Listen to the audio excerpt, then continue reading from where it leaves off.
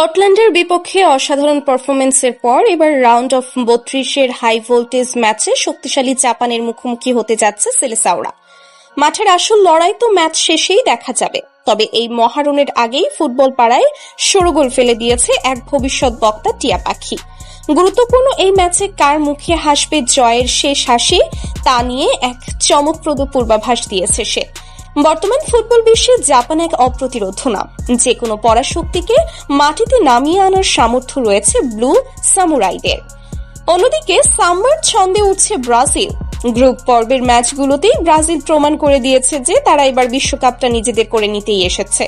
পরিসংখ্যানের খাতা উল্টালে ব্রাজিলের পাল্লাই ভারী। শেষ 7 বারের দেখায় ব্রাজিল জিতেছে 6টি ম্যাচে, আর জাপানের জয় মাত্র একটিতে। তবে পরিসংখ্যান যাই বলুক, এই বছরেই কিন্তু জাপান 3-2 গোলে ব্রাজিলকে হারিয়ে চমকে দিয়েছিল। এমনকি সাম্প্রতিক ম্যাচগুলোতে জাপানের কাউন্টার অ্যাটাক এবং জমাট ডিফেন্স যে কোনো বড় দলের জন্যই মাথা ব্যথার কারণ হয়ে দাঁড়িয়েছে।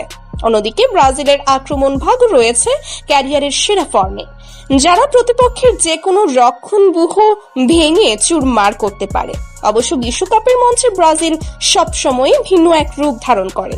দলে এমন কিছু বিশ্বমানের তারকা রয়েছে যারা এক নিমিষেই ম্যাচের ভাগ্য বদলে দিতে পারে।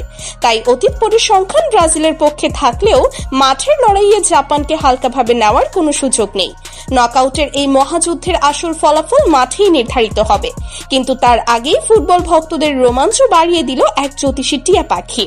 প্রতিবারের মতোই এবারও ম্যাচ শুরুর আগে পাখির সামনে রাখা হয়েছিল ব্রাজিল এবং জাপানের পতাকা।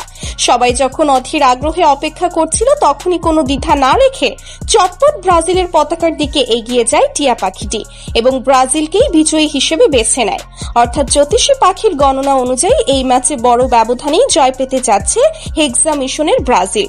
প্রিয় দর্শক, জ্যোতিষী টিয়া পাখি তো ব্রাজিলকে এগিয়ে রাখলো, কিন্তু মাঠের লড়াইয়ে কি সত্যিই জাপানকে বড় ব্যবধানে হারাতে পারবে ভিনিসিয়াস?